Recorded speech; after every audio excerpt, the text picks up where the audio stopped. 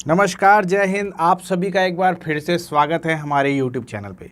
I hope आप लोग का जो छत्तीसगढ़ राज्य सहकारी बैंक का तैयारी बहुत अच्छे से चल रहा होगा, एकदम टिप टॉप हो गए सबके सब, है ना। और बहुत अच्छे से पूरा सारा वीडियो कवर कर रहे होगे, नोट्स वगैरह तुम लोग को सब मिल रहा होगा और मज़े कर रहे होगे। सारा चीज़ बढ़िया चल रहा है। 15 अक्टूबर को इसका एग्ज़ाम होने वाला है ऐसा बोल रहे हैं, है ना। अब ये 15 अक्टूबर को होगा नहीं होगा ये चीज़ निर्भर करता है हमारे माननीय चुनाव आयोग पर और चुनाव करवाने वाली संस्थाएं हैं जो उन पर, है ना। लेकिन हमको तो अपना कोर्स कंप्लीट करके रखना है भाई। पूरा कंप्लीट पढ़ लो, उसके बाद इत्मीनान से इसको रिवाइज़ करते रहना। जिस दिन पेपर होगा उस दिन जाके फोड़ देना। शुरू कर रहे हैं आज का अध्याय। सहकारिता अधिनियम 1960-1962 का अध्याय 5 जो है ये संबंधित है आपके सहकारी समितियों के प्रबंधन से, और ये आप लोगों के सिलेबस का नेक्स्ट टॉपिक है, ठीक है ना। तो सहकारिता अधिनियम के अंतर्गत बहुत सारे अध्याय हैं, अलग अलग अध्याय में से ये अध्याय नंबर 5 है। आप बोलोगे सर आप तो केवल पिछला वाला तीसरा अध्याय पढ़ाए थे, अभी 5वां पढ़ा रहे हो। तो हाँ भाई, मैं वैसा ही कर रहा हूँ, क्योंकि जो सिलेबस में चीज़ लिखी है उतना ही चीज़ पढ़ना अनिवार्य है। क्योंकि अधिनियम के अंदर बहुत सारी चीज़ें हैं जो आप पढ़ते पढ़ते पूरा दिन बीत सकता है, पूरा साल ख़त्म हो जाएगा, हमारा अधिनियम ख़त्म नहीं होगा। तो हमको अधिनियम को जो जो लिखा है उसको समेटना है, ठीक है। तो आज का भी ये वीडियो पिछले वीडियो की तरफ बहुत लंबा जाने वाला है ना। क्योंकि ये अधिनियम के हम कोर में जाते जा रहे हैं। अब हम यहाँ पे देखने वाले हैं सहकारी समितियों के प्रबंधन के बारे में, ठीक है। तो सहकारी समितियों का प्रबंधन यदि देख रहे हैं तो हम इसके सारे जितने अधिनियम है सबको देखेंगे। पहले तो मैं 1960 का अधिनियम आज के लेक्चर में बताऊंगा, फिर कल आप लोगों को 1962 का जो अधिनियम है वो बताऊंगा।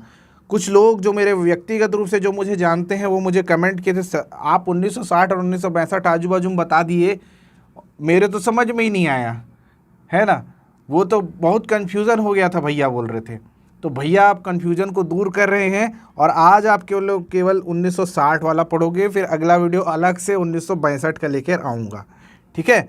तो चलो शुरू करते हैं आज का वीडियो। मेरा नाम है युगल किशोर और आप लोग मेरे से पढ़ रहे हो छत्तीसगढ़ सहकारिता एक्ट 1960 और 1962, है ना।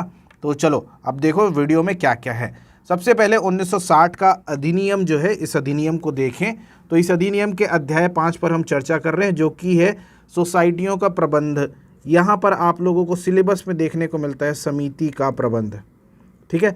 सिलेबस में आप लोगों के समिति का प्रबंध नामक एक जो शीर्षक है, उसी शीर्षक को ये रिप्रेजेंट कर रहा है।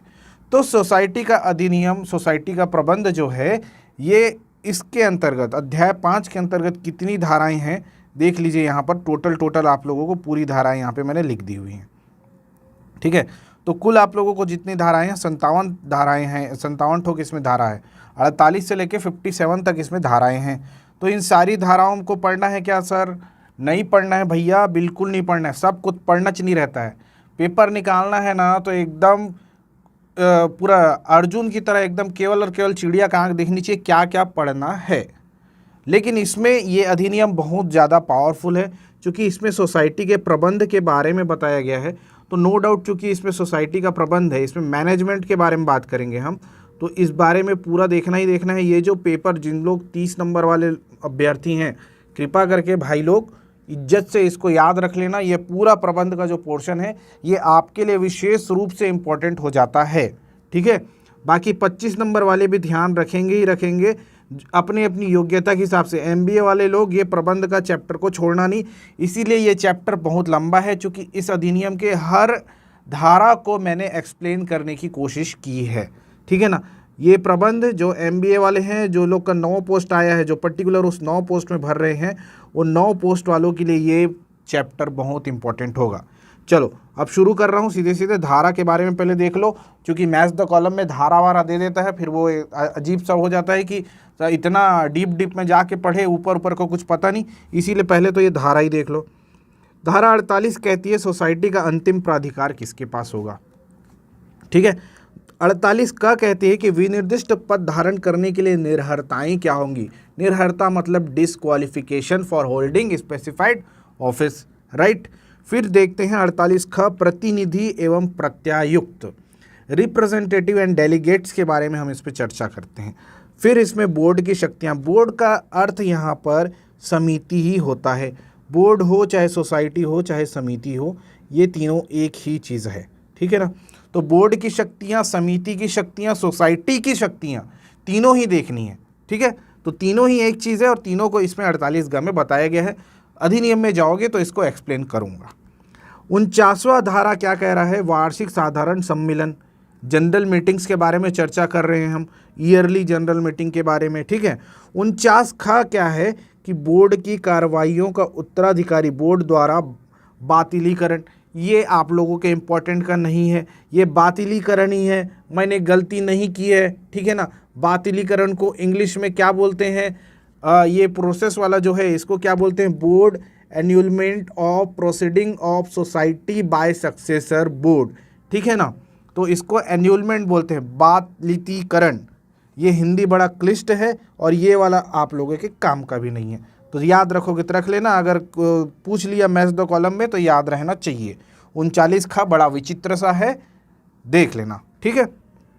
धारा 39 क्या कहती है? धारा 39 कह रही है कि लोकहित आदि के निर्देश देने की सरकार की शक्ति के बारे में यहाँ पर चर्चा की गई है। 49 क्या कहता है कि विनिमय बनाने के निर्देश देने की रजिस्ट्रार की शक्ति के बारे में चर्चा कर रहा है। 49 क्या कह रहा है? कतिपय परिस्थितियों में प्रबंध संचालक और मुख्य कार्यपालक अधिकारी की नियुक्ति। तो कार्यपालक अधिकारी की नियुक्ति कैसे होगी? जो प्रबंध वाले हैं वही इधर पे आएंगे, है ना। जो सीओ वीओ जो बनते हैं, जो सहकारिता विस्तार अधिकारी होते हैं, वो सब लोग इधर पे आ जाते हैं। कैसे कैसे आते हैं सब चीज़ यहाँ पे देखना पड़ेगा। धारा 49 क्या कह रहा है कि सोसाइटी के बोर्ड के सदस्य को साधारण निकाय द्वारा हटाया जाना। जो सदस्य बनेंगे सोसाइटी के, जो प्राधिकारी होंगे, जो अधिकारी होंगे, उनको हटाएंगे कैसे, वो यहाँ पे चर्चा की गई है, ठीक है। फिर देखो 49 के बाद 50 आ गया। 50 में विशेष साधारण सम्मेलन के बारे में बात की गई है। 49 आप लोगों को वार्षिक साधारण सम्मेलन की बात करता है और 50 आप लोगों को विशेष साधारण सम्मेलन के बारे में बात कर रहा है, ठीक है ना। हो गया। फिर 50 में देखोगे तो सोसाइटी के बोर्ड या प्रतिनिधि या प्रत्यायुक्त के निर्वाचन में अभ्यर्थी या मतदाता होने के लिए निरर्हता, disqualification for what? Disqualification for society board being candidate और voter for election to board, ऐसा कुछ होगा ये, है ना।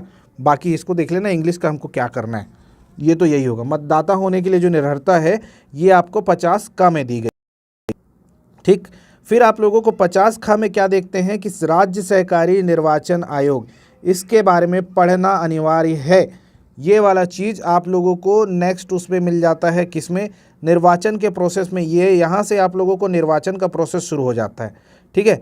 ये निर्वाचन की प्रक्रिया के अंतर्गत ये सारी चीज़ें आती हैं। फिर आपके कार्यों का विधि मान्यकरण, है ना। कार्यों के विधि मान्यकरण के बारे में आप लोगों को चर्चा करनी है, तो ये आप लोगों को 51 में मिल जाएगा। फिर आप लोगों को 52 में मिल जाएगा सरकारी नाम निर्देशित नियुक्ति करने की शक्ति जो है ना। सरकारी नाम जो होता है मतलब जो लोग सरकारी जो पद होते हैं, जो सरकार जिसको नॉमिनेट करती है अपने बिहाफ में, उनका जो नियुक्त करने की शक्ति है वो 52 में दी हुई है। बोर्ड का अधिष्ठान मतलब होता है सप्रेशन, मतलब इसको कैसे हटाया जाएगा, है ना। बोर्ड में जो लोग बैठे हैं उन लोगों को, उस बोर्ड को कैसे हटाया जाएगा, तो ये सप्रेशन ऑफ बोर्ड यहाँ पे पढ़ा जाएगा, ठीक है ना। हिंदी के कठिन शब्दों से डरना नहीं है, हिंदी में तो हम जिए हैं आज तक, हिंदी को मज़ा लेना है। फिर आप लोग देखेंगे 53 क्या कहता है कि कार्यभार ग्रहण किया जाना। 53 कहता है कि सोसाइटी के किसी अधिकारी को हटाने की रजिस्ट्रार की शक्ति क्या होगी। 53 कहता है कि सहकारी बैंक के अधिकारी को हटाया जाना, ठीक है ना। सहकारी समिति अलग है और सहकारी बैंक है, तो सहकारी बैंक हटाने के लिए आरबीआई का पावर मैं बताया था, आरबीआई से पूछना पड़ेगा सब चीज़ को, तो ये वाला चीज़ यहाँ पे अलग से बताया है, ठीक है। फिर 54 में बताते हैं कि प्रबंधकों, सचिवों तथा अन्य अधिकारियों की नियुक्ति, ठीक। धारा 55 कहती है सोसाइटी के नियोजनों की शर्तों का अवधारण करने के रजिस्ट्रार की शक्ति। रजिस्ट्रार सोसाइटी में किसको किसको नियुक्त करेगा, ये उसकी शक्ति उसके पास होती है। धारा 56 कहती है कि बाध्यता का पालन करने के लिए रजिस्ट्रार की शक्ति, कोई इंपॉर्टेंट नहीं है। धारा 57 अभिलेखों आदि के अभिग्रहण करने के रजिस्ट्रार की शक्ति, again it is not also important, है ना। 57 का कहती है अभिलेख तथा संपत्ति का कब्जा लेना। ये आप लोगों को धारा ध्यान रखनी है, इट इज़ नॉट इम्पॉर्टेंट। आप लोगों को जो इम्पॉर्टेंट है वो ही एक्सप्लेन करूँगा प्रबंध के दृष्टिकोण से भी, ठीक है। तो ये आप लोगों की पूरी धारा का एक पूरा वो है। ये PDF आप लोगों को एप्लीकेशन में मिलेगा, तो आप लोग एप्लीकेशन से इसको डाउनलोड कीजिएगा। और मैंने अभी बोला है कि इस चीज़ को हम क्या बोलते हैं अपने टेलीग्राम चैनल पे भी शेयर कर सकते हैं, तो आप टेलीग्राम चैनल पे भी अगर जुड़े हैं तो बड़ी अच्छी बात है। नहीं तो टेलीग्राम चैनल का जो लिंक है वो आप लोगों को डिस्क्रिप्शन बॉक्स में मिल जाएगा, वहाँ से उसको एक्सेस कर सकते हैं। आप सीधे शुरू करते हैं हम आज का जो अधिनियम का पोर्शन है उसको, ठीक है। तो धारा 48 कहती है कि सोसाइटी का अंतिम प्राधिकार किसके पास होगा। अंतिम प्राधिकार कहने का मतलब क्या है कि अनटिल मतलब एट लास्ट जो अथॉरिटी है, जो फाइनल अथॉरिटी है वो किसके पास होगी, है ना। यहाँ पर हम बात करेंगे फाइनल अथॉरिटी की। तो फाइनल अथॉरिटी पे किसकी होनी चाहिए। जब समिति लोगों से मिलकर बनी है तो फाइनल अथॉरिटी में भी लोगों को होना चाहिए, है ना। तो यहाँ पे लोग कैसे होंगे, ये सारी चीज़ें इस अधिनियम के अंतर्गत बताई गई है कि फाइनल अथॉरिटी कौन होगा, कैसे होगा, सरकार क्या करेगी, ये सारी चीज़ें इस अधिनियम के अंतर्गत पढ़ते हैं। तो देखो पहले क्या लिखता है, किसी सोसाइटी में अंतिम प्राधिकार सदस्यों के साधारण निकाय में निहित होगा। कहाँ, सबसे पहले बात कहाँ लिख रही है, साधारण निकाय में निहित होगा। साधारण निकाय को अब यहाँ पर डिफाइन कर रहा है। साधारण निकाय की शक्तियों और उन शक्तियों का प्रयोग करने के लिए सोसाइटी उपविधियों के तहत क्या करेगी कि एक छोटे निकाय का गठन करेगी। ये छोटे निकाय पे जो साधारण निकाय की पूरी पावर है ये छोटा निकाय यूज़ कर सकेगा, है ना। छोटे निकाय के गठन के लिए उपबंध होगा, ऐसी उपविधियों के अनुसार निर्वाचित किए गए प्रत्यायुक्त होंगे। मतलब हमारे जैसे संविधान के जो संसद हैं वहाँ हमारे प्रतिनिधि होते हैं, है ना। हमने विधायक को चुना, हमने संसद को चुना, वो वहाँ पर हमारा प्रतिनिधित्व करते हैं। वैसे ही यहाँ पर निकाय में जो समिति के सदस्य हैं वो उस छोटे से निकाय के लिए अपने जो रिप्रेजेंटेटिव हैं उनको सेलेक्ट करेंगे, है ना। तो ये छोटे निकाय का गठन होगा और इसकी उपविधियों के तहत जो निर्वाचित होंगे, जो प्रत्यायुक्त होंगे, जो जिनको डेलीगेट किया जाएगा पावर, वो लोग यहाँ पे यूज़ करेंगे। इस छोटे निकाय के गठन के जो प्रक्रिया है, सॉरी, इस छोटे निकाय से जो पावर मिलेगा उस पावर का यूज़ यही लोग करेंगे जिनको हम अपॉइंट करवाएंगे। अधिनियम 48(2) क्या कहती है, 48(2) क्या कह रही है कि उपधारा 1 के अधीन रहते हुए ये वाले जो उपबंध है उसके तहत क्या होगा, सोसाइटी का प्रबंध उसके अधीन बनाए गए नियमों के अनुसार गठित की गई बोर्ड में निहित होगा, ठीक है। निकाय में निहित होगा, बोर्ड में निहित होगा, तथा बोर्ड ऐसी शक्तियों का प्रयोग करेगा और कर्तव्यों का पालन करेगा, है ना, जो कि उसे प्रदत्त की जाए। ये चीज़ हो गया। धारा 48(3) का क्या कह रही है कि अपेक्षित संख्या में बोर्ड के सदस्यों का निर्वाचन करने में असफल रहती है यदि सोसाइटी अपेक्षित, मान लो जाए अगर 40 सदस्य चाहिए पूरे सोसाइटी चलाने के लिए और अगर हम इतने का निर्वाचन नहीं कर पा रहे, अपेक्षित संख्या मान लीजिए 40 है, सपोज दैट है ना, मान लीजिए 40 है, तो अगर इतने का निर्वाचन सफल नहीं हो पा रहा है तो निर्वाचित सदस्य इसमें से हम मुश्किल से अगर 12-14 लोग को 18 लोग को चुन पाए, मान लो, है ना, 18 को हमने चुन पाए तो 18 निर्वाचित सदस्य जो ऐसे प्रतिनिधित्व करने हेतु पात्र हैं, ये लोग मतलब ये तो चुन गए 18 लोग, बाकी नहीं चुन पाए ना, में से अपेक्षित संख्या के सदस्यों का संयोजन करेंगे, ठीक है। ये क्या करेंगे कि जो बाकी जो अपेक्षित लोग हैं उन लोगों को ये लोग एक अपने साथ जोड़ेंगे। ये लोग जो निर्वाचित सदस्य हैं वो अपने लोगों को, वो मतलब समिति से लोगों को चुनकर लेकर आएंगे, ठीक। ये चीज़ समझ आया आप लोगों को। सहयोजन करना मतलब अपने साथ जोड़ना, ठीक है। यहाँ पर ये सहयोजन शब्द आवश्यक हो जाता है। परंतु सोसाइटी के किसी सम्मेलन में कोई सहयोजन तब तक नहीं किया जाएगा जब तक उसमें गणपूर्ति ना हो। तो अब यहाँ पे गणपूर्ति का खेला फंस गया। गणपूर्ति क्या होगी वो भी देखेंगे। और देखो, अब यहाँ पे एक और परंतु है। परंतु ये है कि बोर्ड के किसी भी सम्मेलन की अध्यक्षता ये रिटर्निंग अधिकारी करेगा। चूँकि चुनाव करवाना है, निर्वाचन होना है, तो वहाँ पे रिटर्निंग अधिकारी होगा। अभी आप लोगों को रिटर्निंग अधिकारी का बहुत कुछ देखने को मिलेगा क्योंकि चुनाव आने वाला है। तो RO, ARO ये सब आप लोगों को ना जो नाम है ये बहुत कंटिन्यूस देखने को मिलते रहेगा। बूथ ऑफिसर भी होते हैं, तो ये सब वगैरह आप लोग सॉरी बूथ में ऑफिसर नहीं होते हैं, ARO रिटर्निंग ऑफिसर वगैरह ही होते हैं, ठीक है ना। तो वो सारा जो पोस्ट है ये सब निर्वाचन के तहत आप लोगों को देखने को मिलता है, ठीक। तो ये देखो, ये हो गया रिटर्निंग अधिकारी के बारे में। पाँचवा 48 का 5, यहाँ पे 4 गायब हो गया सर। हाँ, 4 को हटा दिए भाई, वो काम का नहीं था तो इसलिए हटा दिए। धारा 48(5) क्या कहती है? संसाधन सोसाइटी में एक अध्यक्ष, सभापति और 2 उपाध्यक्ष या उपसभापति होंगे। मतलब हायरार्की क्या बन रही है? एक अध्यक्ष होगा, इसके नीचे क्या होगा? 2 उपाध्यक्ष होंगे। ठीक है, 2 उपाध्यक्ष होंगे, ये उपाध्यक्ष, ये उपाध्यक्ष, ये बोल रहा है। अब इसमें से क्या होगा? ये उपाध्यक्ष है तो एक उपाध्यक्ष क्या होगा भाई? एक उपाध्यक्ष हमारा क्या होगा? एक उपाध्यक्ष का जो सीट है वो फीमेल के पास रहेगा। एक उपाध्यक्ष क्या होगा? स्त्री का पद होगा। और एक पद क्या होगा? यदि अध्यक्ष अनुसूचित जाति या जनजाति या अन्य पिछड़े वर्ग से निर्वाचित ना हो, अगर अध्यक्ष इस पद से नहीं है ना, मतलब क्या बोलते हैं, जो SC ST और OBC वर्ग से नहीं है, तो जो ये दूसरा पद है ये उस वर्ग विशेष को मिलेगा, है ना।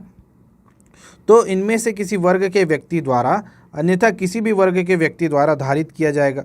परंतु यहाँ पे एक चीज़ और परंतु है कि अनुसूचित क्षेत्र में संचालित नागरिक सहकारी बैंक और नागरिक सहकारी साख सोसाइटी या बचत सोसाइटी में सभापति का जो पद है वो किसके पास होगा? अनुसूचित जनजाति वर्ग के व्यक्तियों के पास होगा। कौन बोलता है जी? पेशा एक्ट आप लोगों ने सुना होगा। पेशा एक्ट 1995 है, जहाँ तक अगर मैं गलत नहीं हूँ। दिलीप सिंह भूरिया समिति का बना था। पेशा panchayat extension in scheduled area 1996 है ये, सॉरी, है ना, 1996 है। तो ये आप लोगों को पेशा कानून 1996 के तहत ये चीज़ होता है कि जिन भी क्षेत्रों में अनुसूचित जाति जनजाति की बहुलता है, जनजातियों की बहुलता है, उस क्षेत्र में जो भी सहकारी या फिर तंत्र होगा या फिर जो विधायिका होगी या हमारा जो भी लोक प्रतिनिधित्व की जो भी स्थल होंगे, वहाँ पर जो सभापति का जो पद है वो उस क्षेत्र विशेष के जो अनुसूचित जनजाति वर्ग के जो व्यक्ति हैं उनको दिया जाता है। उसी के तहत ये चीज़ हो जा रहा है। ठीक है, तो सभापति का निर्वाचन कैसा होगा? अनुसूचित जनजाति वर्ग का होगा। समझ आया क्या? एक अध्यक्ष होगा। अध्यक्ष नॉर्मल एरिया में तो अध्यक्ष ही रहेगा, लेकिन अनुसूचित वर्ग में क्या होगा? अध्यक्ष अनुसूचित वर्ग से चुना जाएगा। ठीक, बहुत सारा ऑप्शन, मल्टीपल ऑप्शन वाला जब आएगा ना प्रश्न तो एकदम थथमरा जाओगे, इसीलिए पूरा एकदम डिटेल में इसको एक्सप्लेन कर रहा हूँ। ठीक, उपाध्यक्ष में एक पद स्त्री को द्वारा धारण किया जाएगा और एक उपाध्यक्ष का पद, यदि अध्यक्ष SC ST और OBC पद से नहीं है तो उपाध्यक्ष का जो एक और जो पद है वो इसी SC ST OBC से किसी को दे दिया जाएगा। ठीक, चलो आगे देखो क्या है 48(5) का, धारा 48(5) का क्या बोल रही है? उपभोक्ता सोसाइटी में एक अध्यक्ष या सभापति और एक उपाध्यक्ष और उपसभापति होगा, जिसमें एक महिला होगी, जिनमें से एक महिला होगी। ये किसके बारे में था? ये था अपनी बोर्ड की अध्यक्षता बारे में, है ना। बोर्ड जो संसाधन सोसाइटी है उसके बारे में, रिसोर्स सोसाइटी जिसके बारे में बात की गई है। पिछली क्लास में मैंने आपको सोसाइटी के अलग अलग प्रकार बताए थे, राइट। तो सोसाइटी के 13 आप लोगों को मैंने प्रकार बताए थे कि सरकार इन 13 के अंतर्गत सोसाइटी का गठित कर सकती है और उसके बाद फिर आगे उसको 3 और फर्दर क्लासिफिकेशन कर सकती है। ये चीज़ मैंने आप लोगों को बताया था पिछली क्लास में, है ना। तो ये वाला चीज़ आप लोगों को यहाँ उसमें उपभोक्ता सोसाइटी के बारे में भी चर्चा है। उसी उपभोक्ता सोसाइटी में क्या होगा? उपभोक्ता सोसाइटी के लिए क्या होगा कि एक अध्यक्ष होगा और एक उपाध्यक्ष होगा, एक प्रेसिडेंट और एक वाइस प्रेसिडेंट। इनमें से दोनों में से कोई एक क्या होगा? फीमेल होगा, राइट। या तो प्रेसिडेंट फीमेल हो या तो वाइस प्रेसिडेंट फीमेल हो, या तो अध्यक्ष स्त्री हो, महिला हो, या फिर जो उपाध्यक्ष है वो महिला हो।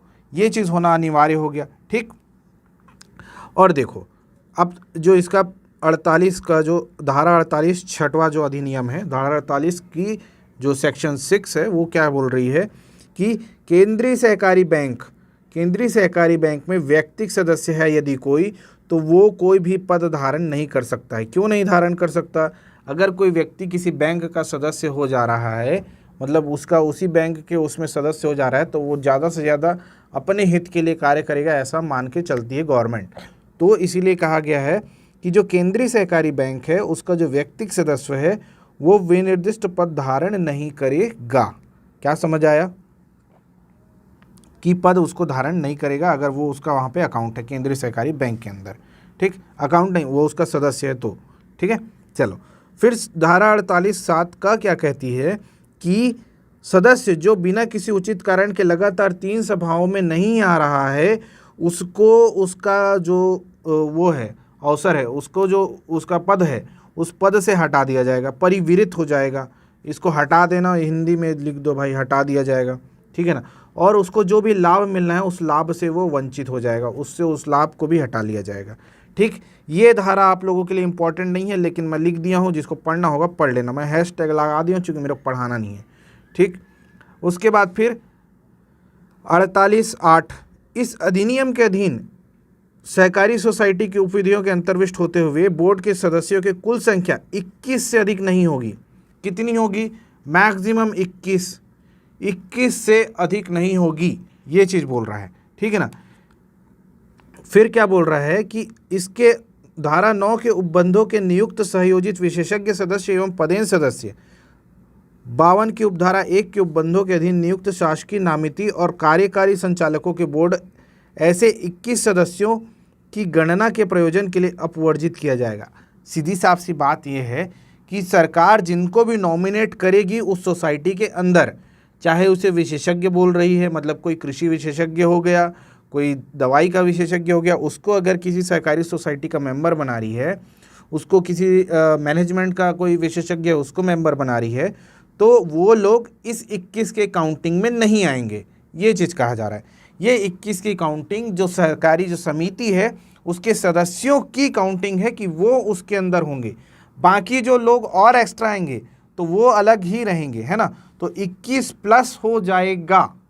ठीक, 21 प्लस हो जाएगा, ये अपवर्जित किया जाता है ना। इनकी गणना नहीं की जाएगी।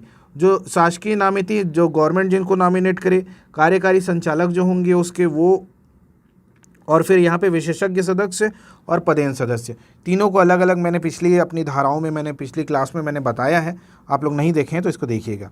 ठीक है ना, तो विशेष सदस्य, पदेन सदस्य, नॉमिनी, नामित सदस्य, शासकीय नामित और जो कार्यकारी संचालक है, इनकी गणना जो 21 सदस्य हैं उसमें नहीं की जाएगी। प्रश्न आएगा कि किसी सहकारी सोसाइटी में अधिकतम कितने सदस्य हो सकते हैं, तो आप लोगों का उत्तर क्या होगा? 21 सदस्य। किसके हिसाब से 21 से अधिक नहीं होगा, है ना। कितने से अधिक नहीं होगा? 21 से अधिक नहीं होगा, लेकिन 15 हो सकता है, 16 हो सकता है। ठीक है, ये चीज़ भी ध्यान रखना है। 21 से अधिक नहीं होगा। अगर 15-16 लिख दिया तो फिर आप फंस जाओगे, है ना। तो निम्न में से कौन सा, एक बार किसी उसमें प्रश्न आया था, पंचायत से रिलेटेड कोई प्रश्न था, जिसमें उसने जो पंचायत की जो जनपद की जो सीटें हैं उसके बारे में बात की थी, है ना। तो जनपद, जैसे आप लोग जानते हो, ग्राम पंचायत में 10 से 20 वार्ड होता है और जो जनपद में 20 से 35 वार्ड होता है, 25 वार्ड होता है, 10 से 25 वार्ड होता है ना। तो यहाँ पे 10 से 35 कर दिया था उसने, तो इसको कई लोग मतलब कि मार दिए थे। अब वहाँ पे इतना तो हो जाएगा सोच के, लेकिन 35 से आगे नहीं जाता है। ये जिला पंचायत का जो सीट है ये 35 से आगे नहीं जाता है ना। तो 35 से आगे नहीं जाता है, तो इतनी जो जनसंख्या का रिप्रेजेंटेशन है वो कितने लोग, वो कितनी सीटें करेंगी, ये ऐसा प्रश्न आया था। तो 35 से आगे जा ही नहीं सकता। तो वैसे ही यहाँ पे ये 21 से आगे नहीं जाएगा। CGPSC ने एक बार ये जनपद से रिलेटेड प्रश्न पूछा था, तो ऐसा हूबहू प्रश्न आप लोगों को देखने को तो नहीं मिलेगा, लेकिन उससे लगभग सेम मिल जाएगा। किसी सहकारी सोसाइटी के सदस्य, ऐसा होगा प्रश्न, मान लीजिए कि ऐसा बन जाता है, सहकारी सोसाइटी में एक सदस्य अगर 400 लोगों को रिप्रेजेंट करता है, और यदि पूरे उसमें क्या बोलते हैं, पूरे जो सहकारी सोसाइटी के अंतर्गत यदि 25,000 लोग हैं, है ना, एक व्यक्ति यदि 400 लोगों को रिप्रेजेंट करता है तो 400 लोग हुए, तो 25,000 लोगों को कितने व्यक्ति रिप्रेजेंट करेंगे? 25,000 लोगों को कितने व्यक्ति रिप्रेजेंट करेंगे? 25,000 लोगों को कितना व्यक्ति रिप्रेजेंट करेंगे? तो ये 400 से भाग दे देंगे कई लोग, लेकिन नहीं होगा। 25,000 को कितने लोग रिप्रेजेंट करेंगे? 21 लोग ही रिप्रेजेंट करेंगे। ये चीज़ आप लोगों को समझाना चाह रहा था। ठीक है, चलो आगे देखो। इस अधिनियम का 9, ये जो धारा उपधारा 9 है, ये इस बारे में बात कर रहा है ना। इस उपधारा 9 क्या कहती है कि ये जो नियुक्त होंगे, ये विशेषज्ञ हो गए, पदेन सदस्य हो गए, ये फलाना ढिकाना जो भी होंगे, ये लोग कोई भी कुल मिला के 2 से अधिक नहीं हो सकते, है ना। 21 सदस्यों के अतिरिक्त 2 से अधिक नहीं होंगे, मतलब टोटल 23 लोग किसी मीटिंग में बैठ सकते हैं। ठीक है, 23 लोग किसी मीटिंग में बैठेंगे, ये चीज़ बात हो रही है। ये जो आप लोगों को विशेषज्ञ सदस्य, पदेन सदस्य, शासकीय नामिती और कार्यकारी संचालक, ये सब मिला के, हालांकि 4 अलग अलग लोग की बात, 4 अलग अलग पद की बात कर रही है, लेकिन धारा 8 में निर्दिष्ट 21 सदस्यों के अतिरिक्त 2 सदस्य से अधिक ये लोग नहीं हो सकते। जो 90 वाले जो हैं ये लोग 2 से अधिक नहीं होंगे, है ना। तो टोटल 21 और धन 2 23। 2 कौन होंगे? गवर्नमेंट के नॉमिनेटेड लोग होंगे, गवर्नमेंट पर्सन होंगे, और बाकी जो 21 हैं वो निर्वाचित होंगे। क्या समझ आया जी? मैं समझा पाया क्या? और आपको समझ आ पाया क्या? कमेंट करो तो समझ आए मुझे भी, ठीक है ना। चलो आगे देखो और इस बारे में क्या कहता है। ये जो सदस्य होंगे, ये जो 2 लोग और जो सेलेक्ट हुए, इन लोगों को मतदान करने का हक नहीं होगा और ये ना ही बोर्ड के किसी पदाधिकारी में निर्वाचित होने के लिए पात्र होंगे। समझ आएगा? ये चीज़ यहाँ पे ख़त्म होता है। फिर आप लोगों को देखने को मिल रही धारा 48 का। धारा 48 का क्या कहती है कि विनिर्दिष्ट पद धारण करने के लिए निर्हरताएँ, मैंने जो बोला था इंग्लिश में क्या बोल रहा था मैं, disqualification for holding specified office, right. ये वाला चीज़ मैं देख के बोला हूँ, मैं बोल रहा हूँ क्योंकि मेरे सामने पूरा नोट्स रखा हुआ है। जो चीज़ मैंने खुद को एक्सप्लेन किया उसके बाद मैं आप लोगों को एक्सप्लेन कर रहा हूँ। तो मैं हमेशा मतलब पहले खुद को एक्सप्लेन कर लेता हूँ, मैं खुद समझा पा रहा हूँ कि नहीं, उसके बाद ही मैं आपको एक्सप्लेन करता हूँ, ठीक है। तो चलिए इस धारा 48 का विनिर्दिष्ट पद धारण करने के लिए जो निर्हरताएँ हैं, जो डिस्क्वालिफिकेशन है, उस पर चर्चा करते हैं। कोई भी व्यक्ति एक ही समय में एक से अधिक शीर्ष सोसाइटी, एक से या अधिक केंद्रीय सोसाइटी, एक से अधिक प्राथमिक सोसाइटी का पद नहीं ले सकता, ठीक है। ये चीज़ समझ आया? ये बहुत सीधी साफ लाइन है। परंतु उपधारा के उपबंध एक ही वर्गीकरण वाली सोसाइटियों पर लागू होंगे, ठीक। ये एक ही वर्गीकरण वाली सोसाइटी पर लागू होंगे। वर्गीकरण क्या है? वर्गीकरण के अनुसार सोसाइटी 13 टाइप का है। मैं आपको बताया हूँ पिछली क्लास में, भूल गए होगे तो फिर पीछे जाओ और पढ़ के आओ। 13 टाइप का सोसाइटी होगा, एक ही वर्गीकरण वाली सोसाइटी पर लागू होगा। मतलब अगर कोई व्यक्ति किसी उपभोक्ता सोसाइटी का सदस्य है, वो ही किसी कृषि सोसाइटी का भी सदस्य हो सकता है, ये चीज़ कहा जा रहा है, ठीक है। तो ये उस पर 1 लागू होगा। इसकी जो 48 का की जो धारा 2 है, 48 का 2 जो कहता है वो क्या कहता है, यदि कोई व्यक्ति जो शीर्ष सोसाइटी, केंद्रीय सोसाइटी, प्राथमिक सोसाइटी में से कोई विनिर्दिष्ट पद धारण किया हुआ है, किसी अन्य शीर्ष सोसाइटी, केंद्रीय सोसाइटी, प्राथमिक सोसाइटी के पद पर निर्वाचित या नियुक्त होता है, तो वह लिखित पत्र द्वारा जो उसके द्वारा हस्ताक्षरित और रजिस्ट्रार को संबोधित होगा, वो क्या बोलेगा कि इस चीज़ को किसी विनिर्दिष्ट पद पर अपने निर्वाचित या नियुक्त हो जाने की तारीख से 1 मास की काल अवधि के भीतर, 1 माह के भीतर ही वो शीर्ष सोसाइटी, केंद्रीय सोसाइटी, प्राथमिक सोसाइटी के सिवाय अन्य सभी शीर्ष सोसाइटी, केंद्रीय सोसाइटी और प्राथमिक सोसाइटी के पद से त्याग पत्र दे सकेगा, ठीक है। एक व्यक्ति एक जगह रहेगा और बाकी सारी जगह से उसको अपना त्याग पत्र देना है। ये चीज़ यहाँ पे स्पष्ट हो गया, ठीक। चलो फिर देखो 48 का की धारा 3 क्या कहते हैं। 48 का 3 जो है वो क्या कह रहा है, यदि उपधारा 2 के अधीन त्याग पत्र देने के लिए अपेक्षित कोई व्यक्ति अगर त्याग पत्र नहीं दे पाया तो 1 महीने बाद उसका त्याग पत्र एक्सेप्ट हो जाएगा। ये चीज़ इसमें लिखा हुआ है, इसको देख लेना, ठीक है ना। जो ऊपर पढ़ाया वही चीज़ है ये। अगर वो चीज़ नहीं कर पाया तो 1 महीने बाद उसको जो शीर्ष, जो जिसने उसमें रिसेंट उसने लॉगिन किया है, रिसेंट जिसमें उसने पद धारण किया है, वो पद उसके पास रह जाएगा और सारी जितने भी पद हैं उससे वो तो स्वयं बर्खास्त हो जाएगा। धारा 48 ख, धारा 48 क्या कहती है? ख कहती है प्रतिनिधि एवं प्रत्यायुक्त के बारे में। क्या है ये? प्रत्येक सोसाइटी की बोर्ड सभापति एवं उपसभापति के निर्वाचन के समय ऐसे प्रतिनिधि को निर्वाचित करेगी जो कि बोर्ड का जो कि उनके स्थान पर सोसाइटी उनका प्रतिनिधित्व करेंगे। सभापति और उपसभापति के स्थान पर उनका प्रतिनिधित्व करने के लिए ऐसे लोगों को निर्वाचित किया जाएगा, ठीक है ना। और बोर्ड द्वारा ऐसे निर्वाचित प्रतिनिधि को तब तक वापस नहीं बुलाया जाएगा जब तक कि बोर्ड का आगामी चुनाव नहीं हो जाता। मतलब एक बार जो प्रतिनिधि किसी का बन गया है उसको आगामी चुनाव तक नहीं हटा सकते, सीधी सी बात।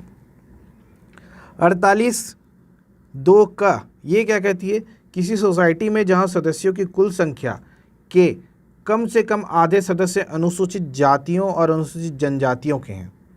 सदस्यों की कुल संख्या के कम से कम आधे सदस्य अनुसूचित जाति और अनुसूचित जनजातियों के हैं, वहाँ ऐसा प्रतिनिधि केवल ऐसी जातियों या जनजातियों के सदस्यों में से होगा। क्या समझ आया? जिस एरिया में SC ST का जो जनसंख्या है वो ज़्यादा होगा, वहाँ पे जो प्रतिनिधि होंगे वो भी SC और ST से ही होंगे, है ना। प्रतिनिधि केवल ऐसी जातियों जनजातियों के सदस्यों में से होगा। समझ आया? चलो आगे देखते हैं। ये का है 2 का और इसी का 2 खा क्या कहता है? किसी सोसाइटी में जहाँ सदस्यों की कुल संख्या कम से कम 2/3 सदस्य अन्य पिछड़े वर्गों का है, वहाँ प्रतिनिधि ऐसे वर्गों के सदस्यों में से होगा। यहाँ पे क्या बोल रहा है? आधे सदस्य मतलब 50% अगर प्लस है तो फिर वहाँ पे SC ST प्रतिनिधि होगा। और अगर यहाँ पे 2/3 मतलब कितना होगा? ये 66% मान लो आप। 66% का जो अगर वो है OBC की आबादी है, OBC के वर्ग का जो प्रतिनिधित्व है वैसा है, तो वहाँ पे जो प्रतिनिधि होगा वो OBC वर्ग का सदस्य होगा। ठीक, आगे देखो 48 का 3। 48 का 3 क्या कहती है कि सोसाइटी की उपविधियों में उसके साधारण निकाय का गठन प्रत्यायुक्तों के निर्वाचन के द्वारा किए जाने का उपबंध है। वह सोसाइटी साधारण निकाय में अनुसूचित जातियों, अनुसूचित जनजातियों, अन्य पिछड़े वर्गों के लिए आरक्षण उसी अनुपात में करेगी जिस अनुपात में सदस्यों का उस सोसाइटी की कुल संख्या के साथ है। मान लीजिए किसी सोसाइटी में 100 लोग हैं, है ना। मान लीजिए किसी सोसाइटी में 100 लोग हैं, उस सोसाइटी में जो SC का जो आबादी है वो 30 है, ST का आबादी वहाँ पे 25 है, OBC का आबादी वहाँ पे 25, 25, 50 कितना हो जाएगा? 25, 30, 60 कर 30 कर दो, है ना। OBC का आबादी उस समिति के अंदर 30 है, तो 30, 30, 60, 25, और जो अनरिजर्व वाला जो आबादी है वो 15 है, ठीक है ना। ये मान लो तो 25 और 15 हो गया 50 और 30, ये तो ज़्यादा हो गया, 25 और 15 40, 100 हो गया। हाँ ठीक है, 100 हो गया। तो ये क्या बोल रहा है कि आरक्षण किस अनुपात में होगा? आरक्षण उसी अनुपात में होगा जिस अनुपात में जो सदस्यों का जो आरक्षण, जो सदस्यों की स्थिति है। सदस्य यहाँ पे SC कितने हैं? 30 हैं। ST कितने हैं? 25 हैं। OBC कितने हैं? 30 हैं। जो अनरिजर्व्ड कितने हैं, अनारक्षित कितने हैं? वो 15 हैं। तो इस प्रकार से आप लोग देखने को मिलेगा जो सदस्य जो होंगे, जो वहाँ पे निर्वाचित होंगे, वो इसी अनुपात के आधार पर निर्धारित किए जाएंगे। वो पूरे राज्य की जनसंख्या के आधार पर नहीं होगा, ना ही पूरे राष्ट्रीय जो आरक्षण का जो केंद्र है, जो राष्ट्रीय आरक्षण का जो अनुपात है उसके अनुपात में नहीं होगा। वो जो अनुपात तय होगा वो सहकारी समिति का पर्टिकुलर अनुपात होगा। ठीक, चलो देखो, परंतु क्या लिख रहा है यहाँ पे? आगे देखो, किंतु परंतु का जो केस है, अनुसूचित जाति, अनुसूचित जनजाति, अन्य पिछड़े वर्ग के सदस्यों के लिए आरक्षित सीट में प्रत्येक में से एक सीट महिलाओं के लिए होगा। मतलब अगर 20% अगर आबादी रह रही, 20% आबादी अगर वो है, क्या बोलते हैं, पूरी SC आबादी है और इससे लोग चुन कर आ रहे हैं, तो 20 लोग चुन कर आएंगे। 100 अगर 100 सीट हम टोटल माने और 20% अगर SC आबादी माने, तो 20 लोग टोटल SC से चुन कर आ रहे हैं, है ना। तो ये 20 लोग क्या होंगे? ये 20 लोग में से एक व्यक्ति कौन होना चाहिए? एक महिला सदस्य होनी चाहिए। SC कैटेगरी से ही महिला सदस्य होनी चाहिए। ठीक, यहाँ पे ये चीज़ समाप्त हुआ। इसके बाद देखो 48 ग बोर्ड की शक्तियों के बारे में बात कर रहा है। जो समिति है उसके पास क्या क्या शक्ति होगी, उसकी उपविधियों के अनुसार निम्नानुसार शक्तियाँ होंगी। क्या हो गए? सदस्यता को स्वीकृत करना या समाप्त करना। दूसरा, सभापति, प्रतिनिधि, अन्य प्रतिनिधियों का निर्वाचन करना। ठीक है, सभापति पदाधिकारियों को पद से हटाना। अब निर्वाचित किया तो हटाएगा, सदस्यता स्वीकृत किया तो समाप्त करेगा, तो प्लस माइनस दोनों करने का अधिकार है। रजिस्ट्रार के अनुमोदन से कर्मचारी वृंद की संख्या को नियत करना। रजिस्ट्रार से ही परमिशन जो मिलेगा उसके बाद ये लोग कर्मचारी रखना नहीं रखना वो चीज़ तय कर सकते हैं। ठीक, फिर निम्नलिखित संबंधों में नीति बनाते हैं। कौन कौन से संबंध होंगे? ये वाला चीज़ आप लोगों को ना MCQ में देखने को मिल सकता है। ये पोर्शन आप लोगों का MCQ का मोस्ट इम्पॉर्टेंट पोर्शन होगा मेरे हिसाब से। निम्न में से कौन सी सहकारी सोसाइटी की शक्ति नहीं है, ऐसा प्रश्न आता है, तो प्लीज़ इसको ध्यान रखना, बहुत इंपॉर्टेंट है। ठीक है, चलो देखो क्या है, बोर्ड की शक्तियों के बारे में चर्चा कर रहे हैं, तो हम बोर्ड की शक्तियाँ देखते हैं।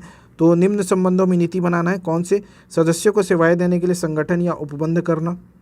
रजिस्ट्रार के अनुमोदन से कर्मचारी वृंद की अहर्ताएँ, भर्ती, सेवा शर्तें और कर्मचारी वृंद से संबंधित अन्य विषय।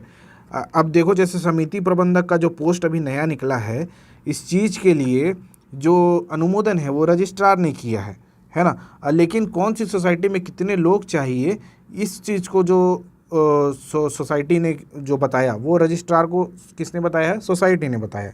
ठीक। तीसरा, निधि की अभिरक्षा और विनिधान का ढंग, है ना, मतलब पैसा कैसे आएगा और पैसा कैसे जाएगा, ये चीज़। लेखाओं के रखे जाने की रीति, निधियों का संचालन, उपयोग और विनिधान, फाइल वगैरह जो मेंटेन करना है वो सारा चीज़, ये सब इनका, और जो नीति है उसके बारे में ये चीज़ हो गया। ठीक है क्या? आगे देखो, जो इसी का 48 का के अंतर जो और शक्ति है वो क्या है? वो कहती है कि साधारण निकाय के अनुमोदन हेतु वार्षिक रिपोर्ट, वार्षिक वित्तीय विवरण, योजना और बजट प्रस्तुत करना, ये इसी की शक्ति है, बोर्ड के अंदर की शक्ति है। बोर्ड का ही ये जो शक्ति है जिसका उपयोग करेगी और वो अपने लिए रिपोर्ट वगैरह निकालेगी। आगे जो लिखा है वो क्या लिखता है? संपरीक्षा मतलब क्या होता है? चार्टर्ड अकाउंटेंट जो होता है, अकाउंटेंसी जो होता है ना। संपरीक्षा, अनुपालन, रिपोर्ट पर विचार करना और उन्हें साधारण निकाय के समक्ष प्रस्तुत करना। साधारण निकाय के समक्ष प्रस्तुत करना, ये विशेष निकाय नहीं है, छोटी निकाय नहीं है, पूरी समिति के सामने प्रस्तुत करना, मतलब ये साधारण निकाय है। ठीक है, साधारण सभा जो होती है उस साधारण निकाय के समक्ष प्रस्तुत करना। ऐसे समस्त कृत्य करना जो उपविधियों में निर्दिष्ट है, और अगर कुछ भी बता दिया तो वो चीज़, सारा चीज़ करना है वो चीज़ यहाँ पे लिख दिया। ठीक। फिर आप लोगों को यहाँ पे देखो क्या दिख रहा है, धारा 49 वार्षिक साधारण सम्मेलन के बारे में चर्चा कर रहा है। धारा 49 वार्षिक साधारण सम्मेलन क्या कहता है कि प्रत्येक सोसाइटी वित्तीय वर्ष की समाप्ति के 6 माह की काल अवधि के भीतर अपने सदस्यों का साधारण सम्मेलन करवाएगा। कब करवाना है? वित्तीय मास, वित्त वर्ष कब से शुरू होता है आप लोगों का? 1 अप्रैल से। और पिछले वाले वीडियो में मैं आप लोगों को 1 अप्रैल से 31 मार्च तक रहता है। पिछली वाले वीडियो में मैं आप लोगों को सहकारी वर्ष के बारे में भी बताया था। आप लोग कमेंट करके बताओ कि सहकारी वर्ष कब होता है। ठीक है, सहकारी वर्ष बताओगे, वित्त वर्ष तो बता दिया 1 अप्रैल से 31 मार्च। तो क्या बोल रहा है? वित्त वर्ष की समाप्ति के 6 माह की काल अवधि के भीतर अपने सदस्यों का साधारण सम्मेलन करना है। साधारण मीटिंग होगी, जनरल मीटिंग होगी ये सदस्यों की। ठीक। क्या होगा इस सम्मेलन को बुलाया क्या जाएगा? साधारण सम्मेलन होगा क्यों? देखो उसका प्रयोजन क्या होगा? प्रयोजन मतलब उद्देश्य मतलब पर्पस। ठीक है ना, उसका पर्पस क्या होगा? सबसे पहला, सोसाइटी के क्रियाकलापों के कार्यक्रम का जो कि बोर्ड द्वारा आगामी वर्ष के लिए तैयार किया गया है का अनुमोदन किया जाएगा इसमें। दूसरा, बोर्ड के सदस्यों का निर्वाचन या वो कराया जाना जो अपेक्षित हो गया है ना, मतलब यहाँ पे निर्वाचन अगर करवाना है तो वो भी यहाँ पे चीज़ बताया जाएगा। बोर्ड का निर्वाचन अपेक्षित हो गया है, मतलब यहाँ पे देखो इसको एक्सप्लेन भी किया हूँ। बोर्ड का निर्वाचन अपेक्षित हो गया है तब यह समझा जाएगा कि बोर्ड की अवधि वार्षिक साधारण सम्मेलन की तारीख से 3 मास की कालावधि के भीतर समाप्त हो जाएगी। मतलब ये अगर निर्वाचन होने वाला है तो निर्वाचन से ठीक 3 महीने पहले आप लोगों को ये एक मीटिंग बुलानी है।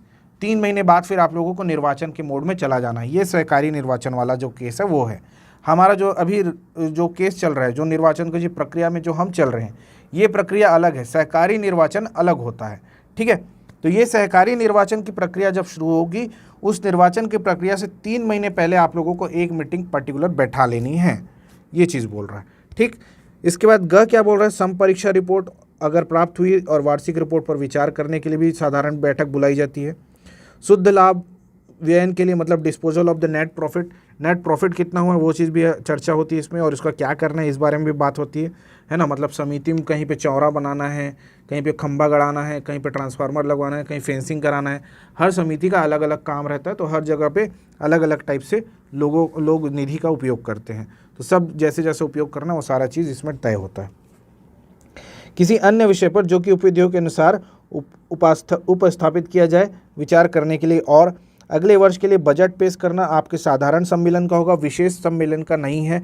विशेष सम्मेलन मैं आप लोगों को धारा 50 के अंदर बताऊंगा, अभी धारा 49 चल रहा है, आगे इसमें 3-4 धारा और है। ठीक है, देखो फिर आप लोगों को जो आगामी वित्तीय वर्ष हेतु समपरीक्षक की नियुक्ति के लिए भी ये जो सम्मेलन है इसका आयोजन किया जाता है। ये पूरा आप लोगों को ऑप्शन के अंदर मिलेगा। परंतु रजिस्ट्रार उस सम्मेलन के सिवाय निर्वाचन बोर्ड के कार्यकाल का, जो कि उपधारा 7 में निर्दिष्ट किया गया है, अवसान होने पर ऐसा सम्मेलन करने के लिए 3 माह से अधिक और कालावधि के लिए बढ़ा सकता है। ठीक है, निर्वाचन के समय पे मतलब निर्वाचन होने वाला है और अगर कुछ ये बैठक नहीं हुई है तो इस चीज़ को 3 माह के लिए बढ़ाया जा सकता है, ये चीज़ बोल रहा है यहाँ पे। ठीक, फिर देखो, परंतु यह और भी यहाँ किसी सोसाइटी के संबंध में धारा 69 के अधीन समापन का आदेश जारी किया गया है तो वार्षिक साधारण सम्मेलन बुलाया जाना आवश्यक होगा। किसी सहकारी सोसाइटी का समाप्त किया जा रहा है तो वहाँ पे साधारण सम्मेलन बुलाओगे, बताओगे सबको कि हम ऐसा कर रहे हैं और आप लोगों का परमिशन है कि नहीं, तो लोग बताएंगे कि लोग इसका तय करेंगे कि आप बंद करोगे कि नहीं।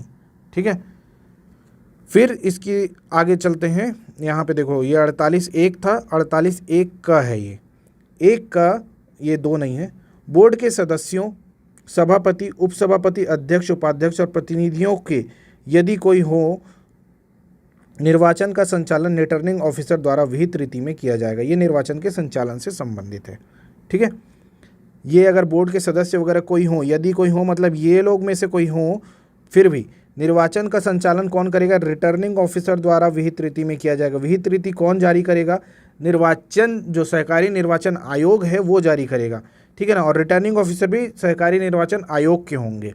ठीक, फिर जो इसकी धारा 2 है यहाँ पे 49(1), 49(1) और 49(1) का के बाद 49(2), 49(2) धारा 49 सेक्शन उसका सब क्लॉज 2, ऐसे सम्मेलन की सूचना से 14 दिन पूर्व में रजिस्ट्रार किसको सूचित करेगा? सम्मेलन की तारीख से जितने सोसाइटी के सदस्य हैं उन सब को सूचित करेगा, है ना। अगर ऐसा कुछ सम्मेलन हो रहा है तो ये रजिस्ट्रार के बिहाफ में सारे सोसाइटी के सदस्य को सूचित किया जाएगा 14 दिन पहले। ठीक है ना, कितने दिन पहले सूचित किया जाना है? तो 14 दिन पहले सूचित किया जाना है। समझ आया क्या? फिर देखो, उप सहायक रजिस्ट्रार में अपने किसी प्रतिनियुक्त तो अपने किसी सबऑर्डिनेट को भेज देगा कि जा भाई मेरे जगह तू बैठ जा वहाँ पे, मतलब तहसीलदार, नायब तहसीलदार, ऐसे टाइप के। अगर किसी को भी अगर रजिस्ट्रार चाहे तो रजिस्ट्रार के मतलब उसके अंडर में तो नहीं आएंगे वो लोग, तो सहायक पंजीयक वगैरह जो होते हैं इनको भेज सकते हैं वो रजिस्ट्रार जो होते हैं। ठीक है, फिर इनके द्वारा प्रतिनियुक्त किए गए अधिकारी को यह अधिकार होगा कि वह उपधारा के ये फलाना ठिकाना के तहत किसी सम्मेलन को संबोधित कर सके। रजिस्ट्रार के बिहाफ में ये लोग अपना काम कर सकते हैं। रजिस्ट्रार किसी को भी भेज सकता है। No important, no important. फिर देखो, यह साधारण सम्मेलन उपधारा 1 के अधीन विहित की गई है। कालावधि के भीतर बुलाए जाने पर उपधारा 1 के अधीन अपेक्षा का अनुपालन करने में व्यतिक्रम हो गया हो तो रजिस्ट्रार आदेश द्वारा किसी ऑफिसर को ऐसा सम्मेलन बुलाने के लिए उपधारा 1 के उपबंधों के अनुपालन करने का कर्तव्य तथा ये तथा है यहाँ पे कर्तव्य तथा और जिसने युक्तियुक्त हेतु बिना पूर्वोक्त उपबंधों के फलाने का ना, ये सब चीज़ है। 3 वर्ष से अनधिक ऐसी कालावधि के लिए वह ऐसे आदेश में विनिर्दिष्ट करे, है ना। यहाँ पर इस चीज़ को थोड़ा सा देखो, कर्तव्य तथा जिसने युक्तियुक्त प्रति हेतु बिना पूर्वोक्त उपधारा के उपबंधों में से किसी उपबंध का अनुपालन करने में चूक की हो। ठीक है ना, अगर रजिस्ट्रार ने किसी को नियुक्त किया और उसने कोई अपना काम करने से चूक किया तो पद के लिए निर्वाचित होने या पद पर रहने के लिए 3 वर्ष से अनधिक, 3 वर्ष से कम ऐसी कालावधि के लिए जिसे कि वह ऐसे आदेश में विनिर्दिष्ट करे, निर्हरित घोषित कर देगा, है ना। और उस ऑफिसर, यदि वह ऑफिसर सोसाइटी का कर्मचारी है तो उसे 5,000 रुपये से ज़्यादा नहीं वो रकम उसके ऊपर जो दंड है, शास्ति मतलब दंड होता है, शास्ति अधिरोपित करेगा। क्या समझ आ रहा है यहाँ पे बोल ये रहा है कि यदि साधारण सम्मेलन हो रहा है, उसने किसी को भेजा, है ना, उसने किसी को भेजा सम्मेलन की जो सम्मेलन बुलाने के लिए उपधारा 1 के उपबंध के तहत अनुपालन करने के कर्तव्य के लिए किसी को भेजा, है ना, जिसने युक्तियुक्त प्रति हेतु के बिना पूर्वोक्त उपधारा के उपबंधों में से किसी उपबंध का अनुपालन करने में चूक किया, जिसको भेजा उसने चूक भी कर दिया, तो पद के लिए निर्वाचित होने या पद पर रहने के लिए 3 वर्ष से अनधिक ऐसी कालावधि के लिए जिसे वह आदेश में विनिर्दिष्ट करे, निर्हरित घोषित कर देगा। 3 वर्ष तक के लिए अगर उसने कोई ऐसा काम किया जिसके कारण कि कोई पदाधिकारी नियुक्त हो गया, है ना, तो उसको 3 वर्ष से ज़्यादा 3 वर्ष के लिए जो दंड हो सकता है वो मिल सकता है। ये चीज़ है यहाँ पे, ठीक है। चलो, जिनको कानून का अच्छा समझ है वो लोग ये वाला लाइन को और अच्छे से स्पष्ट कर लेना, और जिसको समझ नहीं आया उसको कमेंट बॉक्स में और समझा देना। मैं अपने साइड से इसको समझा चुका हूँ, ठीक। देखो, परंतु इस उपधारा के अधीन कोई आदेश तब तक नहीं किया जाएगा जब तक संबंधित व्यक्ति द्वारा युक्तियुक्त अवसर के साथ उसको अपना पक्ष रखने नहीं दिया जाएगा। कानून की समानता का अधिकार है ये, ठीक है ना। कानून, law is equal for everyone, ये वाला चीज़। फिर इसकी धारा 6, धारा 6 किसकी है? ये धारा 6 है आपकी 49, धारा 49 का की सब क्लॉज 6, ठीक है ना। सब क्लॉज 6 क्या बोलती है कि यदि किसी सोसाइटी की उपविधियां बोर्ड के समस्त या कुछ सदस्यों का निर्वाचन क्षेत्रीय आधार पर किया जाने का उपबंध करती हो, तो बोर्ड के ऐसे सदस्य क्षेत्र में से साधारण सम्मेलन के पूर्व किसी तारीख को उपविधियों के उपबंधों के अनुसार उस क्षेत्र के सदस्यों को किसी सम्मेलन में निर्वाचित किए जाएंगे। ये चीज़, इसमें कोई डाउट तो नहीं होगा। निर्वाचन क्षेत्रीय आधार पर किया जाना है, किसी तारीख को उपविधियों के उपबंधों के आधार सदस्यों के किसी सम्मेलन में निर्वाचित किए जाएंगे, ठीक है। परिणाम सोसाइटी के सूचना फलक पर तथा वार्षिक साधारण सम्मेलन की कार्यवाही के प्रारंभ होने के पूर्व साधारण सम्मेलन के स्थान पर भी लगाए जाएंगे, ठीक है। ये चीज़ है निर्वाचन अगर हो रहा है ऐसा कुछ तो क्षेत्रीय आधार पर। किसी भी सोसाइटी के प्रत्येक वार्षिक साधारण सम्मेलन में बोर्ड सोसाइटी के सामने एक विवरण रखेगी। क्या रखेगी? विवरण रखेगी, जिसमें बोर्ड के सदस्य, उनके कुटुंब के सदस्य तथा निकट नातेदारों और जो उनके पूर्ववर्ती वर्षों के दौरान बकाया, उधार और अग्रिम है, यदि कोई है तो उसका ब्यौरा दर्शाया गया हो, ठीक है। जितने भी लोग हैं, सदस्य हैं, उनके कौन कौन से रिश्तेदार का नाम वहाँ पे है, इस चीज़ को वहाँ पे बताया जाएगा किसी सम्मेलन के अंदर, ठीक। फिर देखो 8वां क्या कह रहा है कि इस अधिनियम या इसके अधीन बनाए गए नियमों के अंतर्दृष्ट होते हुए बोर्ड के कार्यकाल के अवसान होने के पूर्व, कार्यकाल समाप्त होने के पूर्व बोर्ड का निर्वाचन कराया जाएगा।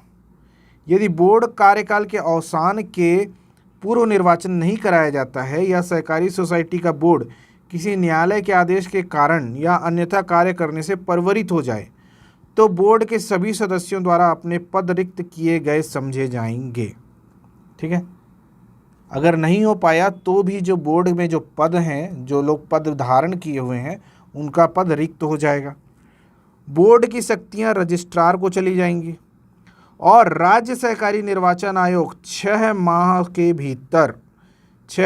भीतर सहकारी बैंकों के मामले में 12 माह के भीतर निर्वाचन कराएगा, ठीक है। यहाँ पे कोई डाउट क्या चीज़ नहीं है। ये चीज़ हमारे यहाँ भी होता है, सरकार जाने वाली है तो उसके 6 माह के भीतर ही निर्वाचन हो जाए, ठीक। यहाँ पे कोई भी नई चीज़ नहीं लिखी है। सहकारी निर्वाचन आयोग भी उसी आधार पे चलता है।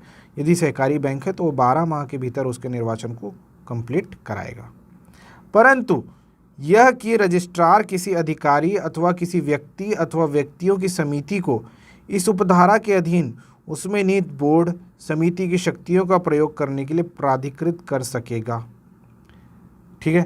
इस दौरान में जैसा हमारे यहाँ होता है कि अगर कोई विशेष परिस्थिति आ गई तो सीएम जब तक अपने पद से नहीं हटते हैं, पीएम जब तक अपने पद से नहीं हटते हैं, और यदि कोई आपातकालीन स्थिति आ गई तो वो उसमें अपना निर्णय देते हैं, भले ही उनकी सत्ता रहे या ना रहे। लेकिन जब तक कोई नया प्रधानमंत्री या नया मुख्यमंत्री नियुक्त नहीं होता है तब तक पीएम अपने पद पर रहते हैं और सीएम भी अपने पद पर रहते हैं, ठीक है। तो ये यहाँ पे वही बोल रहा है कि अगर कोई भी ऐसी वो चीज़ हो जाती, समस्या आती है, तो बोर्ड समिति की शक्तियों का प्रयोग करने के लिए किसी को प्राधिकृत कर सकेगा। रजिस्ट्रार जो है ना, रजिस्ट्रार किसी अधिकारी या किसी व्यक्ति या फिर व्यक्तियों की समिति को इसके लिए प्राधिकृत कर देगा कि आप वहाँ पे सारा चीज़ को संचालित करो, ठीक है। ऐसा प्राधिकृत अधिकारी अथवा व्यक्ति अथवा व्यक्तियों की समिति ऐसे प्राधिकृत किए जाने की तारीख से रजिस्ट्रार द्वारा विनिर्दिष्ट कालावधि के लिए अथवा राज्य सहकारी निर्वाचन आयोग द्वारा निर्वाचन कराए जाने तक इसमें जो भी पहले हो ऐसी शक्ति का प्रयोग करेंगे। नॉर्मल सी बात है, जब तक उनको रजिस्ट्रार पावर देगा तब तक वो लोग अपना काम करेंगे, ठीक। परंतु यह कि व्यक्तियों की समिति की दशा में रजिस्ट्रार समिति में सम्मिलित एक व्यक्ति को अध्यक्ष और एक व्यक्ति को उपाध्यक्ष नामांकित करेगा। ऐसे व्यक्ति संबंधित समिति के सदस्यों में से नामांकित किए जा सकेंगे। ठीक है, कोई भी इसमें डाउट नहीं है, डाउट करने के लिए कुछ है ही नहीं इसमें। जिस व्यक्तियों की अगर समिति होगी तो उसमें से एक व्यक्ति अध्यक्ष बनाएगा और एक व्यक्ति उपाध्यक्ष बनाएगा। ये लोग कौन होंगे? ये समिति के ही सदस्य होंगे, उन्हीं में से नामांकित कर देगा अगर व्यक्तियों की समिति से बनाना है। अगर किसी अशासकीय, परंतु यह और भी कि अशासकीय व्यक्ति अथवा व्यक्तियों की दशा में उनकी अहर्ताएँ ऐसी होंगी जैसे कि विहित की जाए, है ना। कोई अशासकीय व्यक्ति है तो उसकी अहर्ता वैसी होगी जैसी अहर्ता हमने पिछली क्लास में देखी थी। अहर्ता क्या है, कहाँ पे देखा था हमने? जो अध्याय 3 वाले अध्याय में देखा है, सदस्यों की अहर्ताएँ क्या होंगी, तो उसको वहाँ से देखना है। तो वो ऐसा कोई व्यक्ति जो शासकीय नहीं है फिर भी रजिस्ट्रार उसको नियुक्त करना चाह रहा है तो उसकी अहर्ता उससे मैच करनी चाहिए, धारा अध्याय 3 वाली अहर्ता से। 9 का क्या कह रहा है, सब क्लॉज 9 का क्या कह रहा है? 9 का क्या कह रहा है कि प्रत्येक सोसाइटी साधारण सम्मेलन और उसकी बोर्ड के समस्त अन्य सम्मेलनों के कार्यवृत्त को माइन्यूट्स को, कार्यवृत्त मतलब माइन्यूट होता है, कार्यवृत्त पुस्तक में अभिलिखित करेगी, है ना। मीटिंग माइन्यूट जैसे तैयार होता है कॉरपोरेट सेक्टर में कि आज हमारे मीटिंग में ये बात हुआ, फलाना ने ये बोला, ढिकाना ने ये बोला, आज हमारे यहाँ समोसा आया, आज हमारे यहाँ कुर्सी फेंक फेंक के मारे हैं, ऐसा सब चीज़, है ना। ये सारा चीज़ उस मीटिंग के अंदर माइन्यूट के अंदर लिखा जाता है। तो ये मीटिंग माइन्यूट की ये सारी चीज़ें आप लोगों को लिखनी है किसमें? मीटिंग माइन्यूट बुक में। फिर लिखता है 9 ख के अंदर ही कार्यवृत्त सम्मेलन में आमंत्रित समस्त व्यक्तियों को सम्मेलन की समाप्ति के 30 दिन के भीतर परिचालित किया जाएगा। ठीक है, परिचालित किया जाएगा। परिचालित किया जाएगा मतलब है कि उसको सर्कुलेट किया जाएगा। ठीक है ना, जो भी आप लोगों का चर्चा हुआ, आप लोग ये खाए हो, ये पिए हो, ये सारा चीज़ उसमें बताया जाएगा। और अगर कोई अच्छा इंपॉर्टेंट बात करे होंगे तो उस बात के बारे में उसमें सबको बता देंगे कि ये चीज़ हुआ है भाई, जितने सदस्य हैं सबको दे देते हैं मीटिंग माइन्यूट्स, है ना। आप लोग ये किए थे, इसके लिए आप लोगों को धन्यवाद, ऐसा बोल के समाप्त करते हैं। ठीक, फिर क्या बोलता है कि इस प्रकार की अभिलिखित किया गया कार्यवृत्त उक्त सम्मेलन की अध्यक्षता करने वाले व्यक्ति द्वारा हस्ताक्षरित भी होगा। ये चीज़ कोई इम्पोर्टेंट नहीं है। ठीक है, या सॉरी, अगर पूछ लिया तो इम्पोर्टेंट है, नहीं पूछा तो इम्पोर्टेंट नहीं है। अध्यक्षता करने वाला व्यक्ति हस्ताक्षर करके ही कार्यवृत्त जो है माइन्यूट से उसको सबको भेजता है। ठीक है। 49 अंग, किसी भी परिस्थिति में प्रबंध संचालक मुख्य कार्यपाली अधिकारी की नियुक्ति। सर आप बीच में बहुत सारा चीज़ छोड़ दिया, ऐसा बोलोगे? हाँ, मैंने छोड़ दिया और मैं आप लोगों को सीधे 49 अंग बता रहा हूँ। ठीक है ना, कार्यपालक अधिकारी की नियुक्ति के बारे में, है ना। और इस नियुक्ति को अब हम पढ़ेंगे। देखो क्या है, इस अधिनियम या उसके अधीन बनाए गए नियमों उपविधियों में अंतर्दिष्ट किसी बात के होते हुए भी ऐसी शीर्ष सोसाइटी के लिए जहां राज्य सरकार ने उसकी अंश पूंजी में अभिदाय किया है, मतलब उसमें पैसा डाला है। अभिदाय करना मतलब पैसा देना, है ना। अभिदाय संदाय पेमेंट किया है, या उधार या वित्तीय सहायता दी है, या किसी अन्य रूप में दिए गए उधारों के प्रतिदाय की प्रत्याभूति है। वर्ग के अधिकारी, है ना, राज्य सरकार वर्ग के अधिकारी की श्रेणी के अनिम्न श्रेणी का एक प्रबंध संचालक होगा। ठीक है, ये चीज़ क्लियर हुआ। जिसका चयन राज्य स्तर पर गठित एक बोर्ड द्वारा किया जाएगा, जिसमें कृषि उत्पादन आयुक्त, शीर्ष सोसाइटी का अध्यक्ष, रजिस्ट्रार, सहकारी सोसाइटी और शीर्ष सोसाइटी के बोर्ड द्वारा या नाम निर्दिष्ट एक संचालक होगा। कौन कौन होगा? जो यहाँ पे प्रबंध संचालक की जो नियुक्ति की जाएगी सोसाइटी के अंदर, उस सोसाइटी के अंदर जो प्रबंध संचालक होगा उसकी नियुक्ति का जो बोर्ड है, उस बोर्ड के अंदर कौन कौन है? प्रबंध संचालक का बोर्ड देख लो। ये चीज़ आप लोगों को 1962 वाले में भी देखने को मिलता है, उसमें थोड़ा सा एक्सप्लेन्ड वे में दिया है। प्रबंध संचालक के जो बोर्ड है उसमें कृषि उत्पादन आयुक्त, शीर्ष सोसाइटी का अध्यक्ष, रजिस्ट्रार सहकारी सोसाइटी हो गया, है ना। शीर्ष सोसाइटी के बोर्ड द्वारा नाम निर्दिष्ट एक संचालक होगा। ठीक है, ये बोर्ड द्वारा किया जाएगा। ये बोर्ड के अंदर 4 लोग हैं। ये 4 लोग मिलके एक व्यक्ति को चयन करेंगे जो प्रबंध संचालक की भूमिका निर्वहन करेंगे। परंतु यदि बोर्ड प्रबंध संचालक का चयन सर्वसम्मति से करने में असफल रहता है तो मामला राज्य सरकार को चला जाएगा, जिसका विनिश्चय उस पर अंतिम होगा। बट हमारे यहाँ क्या होता है, ये सब तो बाद में आते हैं, पहले राज्य सरकार आ जाती है। हमारे यहाँ मतलब हर जगह ऐसा होता है ना। हर जगह ऐसा होता है कि जो आंतरिक जो सोसाइटीज़ हैं, जिनके अंदर मंडी सोसाइटी हो गया, मंडी समिति हो गया, इन सब में जो नाम निर्दिष्ट होता है वो सरकार ही अपने जो फेवरेट लोग होते हैं उनको कर देती है। ये एक बहुत सामान्य सा हमारे यहाँ किया जाने वाला प्रैक्टिस है, पॉलिटिकल प्रैक्टिस बोल सकते हैं इसको। ठीक है, आगे देखते हैं। ये प्रबंध संचालक ये बोर्ड का पदेन सदस्य होता है। ठीक है ना, ये बोर्ड का पदेन सदस्य होता है। प्रबंध संचालक जिसको भी नियुक्त करेंगे वो बोर्ड का मेंबर हो ही जाएगा। फिर 2 का क्या कहती है, प्रत्येक केंद्रीय सोसाइटी के लिए इस अधिनियम या फलाना ठिकाने के होते हुए राज्य सरकार ने उसकी अंशपूंजी में अभिदाय किया है, ये वो किया है ना, ये सारी चीज़ें की है। तो वहाँ द्वितीय श्रेणी के अधिकारी की पद श्रेणी से अनिम्न श्रेणी का एक प्रबंध संचालक या महाप्रबंधक होगा, जो सोसाइटी का मुख्य कार्यपालक अधिकारी और बोर्ड का पदेन सदस्य होगा। 2 लोगों की बात हुई थी, एक प्रबंध संचालक हो गया और एक ये यहाँ पे क्या आ गया, मुख्य कार्यपालक अधिकारी, चीफ एग्जीक्यूटिव ऑफिसर, CEO। ये यहाँ पे आपको देखने को मिल गया। ठीक है ना, CEO भी बोर्ड का पदेन सदस्य होगा, जैसा कि हर जगह होता है। मुख्य कार्यपालन अधिकारी की नियुक्ति धारा 54 के अधीन संधारित संवर्ग के अधिकारियों से की जाएगी। मतलब द्वितीय श्रेणी का अधिकारी होगा, मतलब ये जो सेकंड क्लास ऑफिसर है वो होगा। ठीक है ना, तो ऐसा संवर्ग सृजित किया गया है, यदि ऐसा संवर्ग सृजित किया गया, चलो ठीक है, तो ये हो गया। अन्य दशाओं में रजिस्ट्रार के पूर्व अनुमोदन से किया जाएगा, या तो फिर मुख्य कार्यपालक अधिकारी ऐसे कर्तव्यों का पालन करेगा और ऐसी शक्तियों का प्रयोग करेगा जो विहित की जाए मतलब कि उसको बताया जाए। ठीक है ना, जो इस अधिनियम के अंतर्गत कहा गया है वो सारी पावर्स का यूज़ CEO कर सकते हैं। ठीक, 49 कहता है कि किसी भी सोसाइटी में बोर्ड के सदस्यों को साधारण निकाय द्वारा हटाया जाना। किसी भी परिस्थिति में कैसे हटा देंगे, तो ये वाला चीज़ अब देखते हैं। हटाने की जो प्रक्रिया उसको देखते हैं। हटाने की प्रक्रिया में क्या है कि जो इस अधिनियम के अथवा इसके अधीन बनाए गए नियमों में किसी बात के होते हुए भी किसी सोसाइटी के बोर्ड का कोई सदस्य जिसने सोसाइटी के हितों के विपरीत काम किया है, तो उसे कम से कम 2/3 बहुमत से एक संकल्प पारित कर दिया जाए तो उस सदस्य की सदस्यता समाप्त हो जाएगी। ठीक है, ये चीज़ यहाँ पे क्लियर है।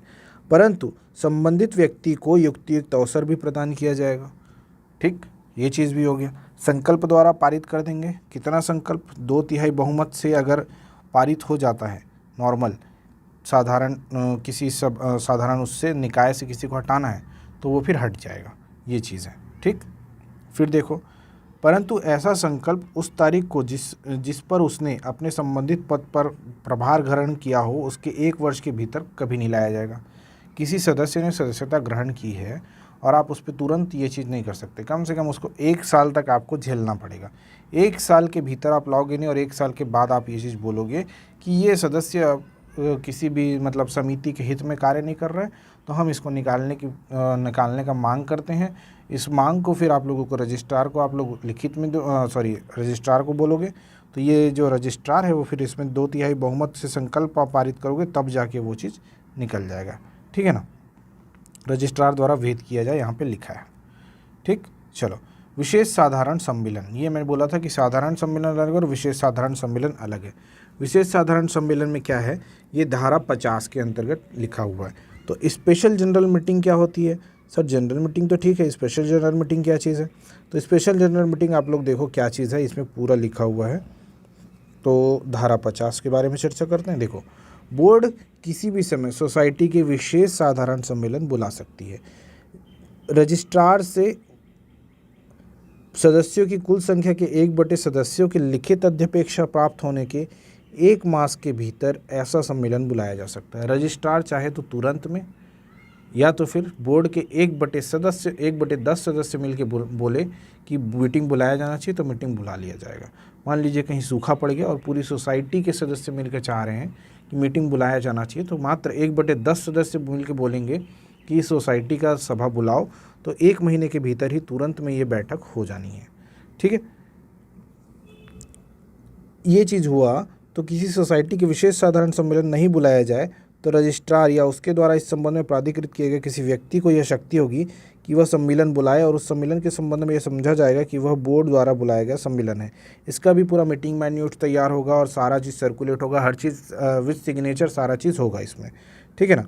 फिर 2 का की बात करें, जहाँ कोई ऐसा ऑफिसर जिसका कि इस अधिनियम के अधीन बनाए गए नियमों या उपनियमों के उपबंधों के अनुसार सम्मेलन बुलाने का कर्तव्य था, युक्ति युक्त प्रति हेतु के बिना ऐसा सम्मेलन बुलाने में चूक करे, ये चूक है, ये हिंदी नहीं हो पाया जी, ये चूक है ना, इसको आप लोग कृपा करके ऐसा कर लेंगे, चूक करे, वहाँ रजिस्ट्रार आदेश द्वारा ऐसे ऑफिसर को बोर्ड का सदस्य होने के लिए 7 वर्ष से अनधिक ऐसी कालावधि के लिए 7 वर्ष से कम कालावधि के लिए जिसे कि वह आदेश में विनिर्दिष्ट करे निर्हरित घोषित कर देगा। मतलब वो कभी भी बोर्ड का सदस्य नहीं रह पाएगा, जो ऑफिसर है वो। ठीक है ना। और ऑफिसर पर ऑफिसर सोसाइटी का और ऑफिसर यदि ऑफिसर सोसाइटी का कर्मचारी है तो उस पर शास्तीय तो कर सकेगा, जो 5,000 रुपये से अधिक नहीं होगा। ठीक है। पिछले वाले केस में ऑफिसर को 3 साल के लिए बैन किया था कि अब तुम मेरा कोई काम नहीं करोगे, है ना, अब तुम सोसाइटी के मेंबर वाला मेरा कोई काम नहीं करोगे, ये चीज़ें, है ना। बोर्ड का सदस्य होने के लिए उसको वो करता है, निर्हरित घोषित करता है, डिसक्वालीफाई करता है। और वैसे ही जो अगर वो ऑफिसर कर्मचारी है तो फिर ऑफिसर सोसाइटी का कर्मचारी है तो फिर उस पर 5,000 रुपये से 5,000 रुपये तक का फाइन भी पड़ जाएगा। ठीक। परंतु उपधारा के अधीन कोई आदेश तब तक नहीं दिया जाएगा जब तक उसको अवसर नहीं दिया गया हो। ठीक है। ऑफिसर को भी अपना मत रखने का पूरा अधिकार होगा, ये चीज़ है। फिर देखो, फिर क्या है, किसी सम्मेलन के समक्ष विषयों में धारा 49 में निर्देशित किया गया समस्त विषय कोई विषय सम्मिलित हो सकेगा। धारा 49 में आप लोग देखे थे कि विषय क्या क्या हो सकता है, वो सारा विषय अब बीच पढ़ाया हूँ, देख लो ऊपर जाके, है ना, वीडियो पीछे करके भी देख सकते हो। तो ये यहाँ पे कोई भी विषय सम्मिलित उसमें किया जा सकता है, ये चीज़ बात हो रही है। ठीक है। चलो आगे बढ़ते हैं और देखते हैं धारा 50 का।